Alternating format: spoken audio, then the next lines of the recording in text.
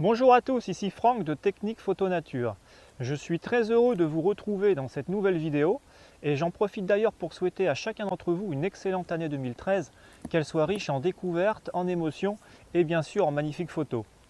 Alors vous voyez, nous sommes ici au cœur de l'hiver et en attendant le printemps et le dégel des eaux, je vais partager avec vous la conception de ce que l'on appelle un affût flottant, c'est-à-dire un affût permettant d'approcher les animaux, surtout les oiseaux aquatiques, sans les effaroucher bien sûr.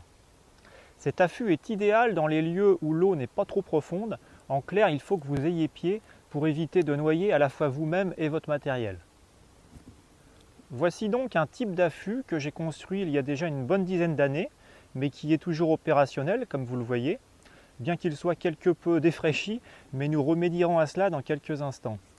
Alors côté construction, la structure inférieure est réalisée en bois, ce qui n'est pas le matériau le plus léger, je vous l'accorde, mais qui a au moins l'avantage de flotter. Deux tubes creux et étanches sont fixés sur la partie avant afin d'obtenir un meilleur maintien lorsqu'un lourd téléobjectif est monté sur la structure en bois par l'intermédiaire d'une rotule.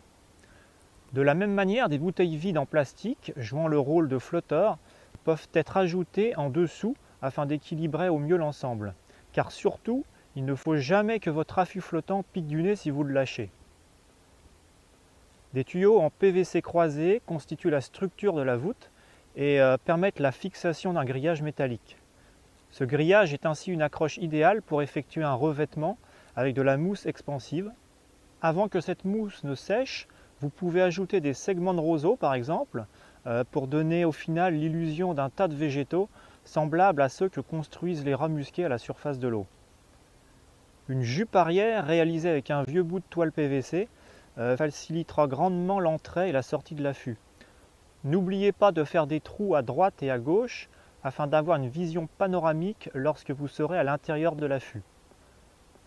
Pour terminer, vous pouvez utiliser des aérosols de peinture, style imitation pierre au granit, afin de parfaire le camouflage.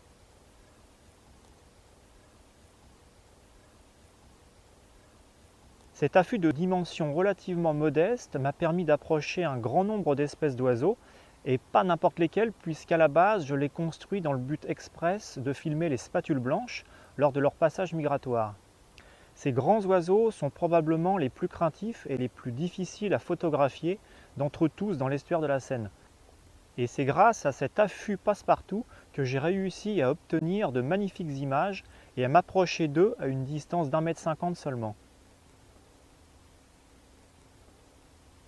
Un autre de mes affûts préférés est celui en fibre de verre qui imite un tas de sable ou un rocher.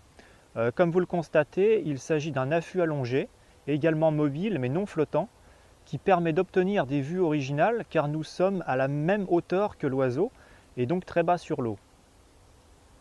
Alors tous les terrains ne se prêtent pas à ce genre d'affût et d'ailleurs je ne le recommande plus vraiment, notamment parce que la matière même, c'est-à-dire la résine polyester, est vraiment très lourde. Mais vous voyez que son efficacité n'est plus à démontrer puisque les oiseaux, des sternes en l'occurrence, avaient rapidement adopté ce crocodile vagabond.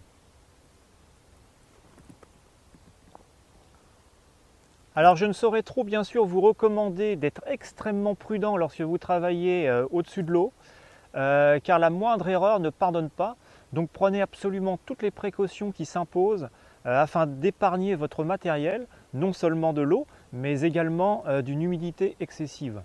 Un dernier conseil, vous obtiendrez de bien meilleurs résultats en laissant sur place l'affût, lorsque cela est possible, au milieu d'une mare ou en bordure de roselière par exemple, et ce pendant plusieurs semaines afin d'habituer les animaux à sa présence avant vos séances de prise de vue.